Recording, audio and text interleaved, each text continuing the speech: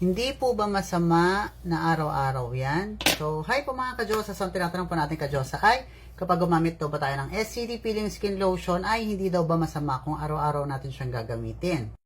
Well, mga ka-Diyosa, to be honest, lahat naman po ng mga rejuvenating products na katulad po ni SCD Peeling Set ay every night naman po talaga natin siyang ina-apply, di ba po? Then sa umaga ay sunblock. Ang pinagkaiba lang naman po talaga ni SCD Peeling Set sa ibang brand ng rejuvenating set ay wala na po siyang toner, and instead of rejuvenating cream, rejuvenating lotion po si peeling lotion. So ano advantage niya sa ibang rejuvenating set in the market? Hindi na po natin kailangan ng toner. But then again, si SCD Peeling Set or si SCD Peeling Skin Lotion ay rejuvenating product rin po na required po na every night po natin siyang i-apply bago po tayo matulog, and very small amount lang po. Ibig sabihin, katulad po ng mga normal na rejuvenating set in the market na nakasanayan po natin, ay every night po natin siyang ina-apply bago po matulog. Ngayon, ano po ba ang masama? Ang masama po ay yung sobra, kahit hindi lang po sa rejuvenating product. Kung after 3 nights, 4 nights na pag-apply natin, 5 nights, kasi magkakaiba tayo ng skin sensitivity, magkakaiba rin tayo ng nipis at kapal ng skin.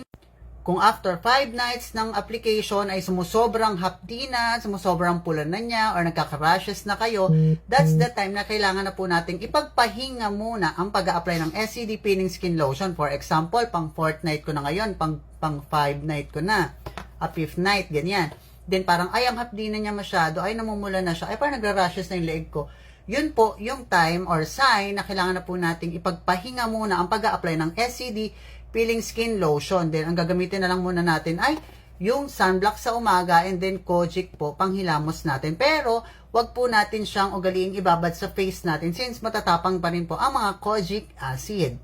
So, ibig sabihin mga ka-Diyosa, like the usual rejuvenating set in the market na palagi natin ginagamit noon pa man, every night po siyang ina-apply talaga. Ang masama po ay kapag nakakaranas na kayo ng over-exfoliation or parang naluluto na masyado yung skin natin dahil kayo po mismo yung makakaramdam niyan sa inyong balat, dun po yung time na ipagpahinga nyo lang siya ng 2 to 3 days para at least mapahinga naman yung skin natin sa paggamit ng rejuvenating product. Then, after 3 days na pahinga, kung okay na po yung skin, wala nang mga nararanasang pamumula masyado, pangangati, or pagra-rashes, pwede na po tayong mag-apply ulit ng ating SCD Peeling Skin Lotion.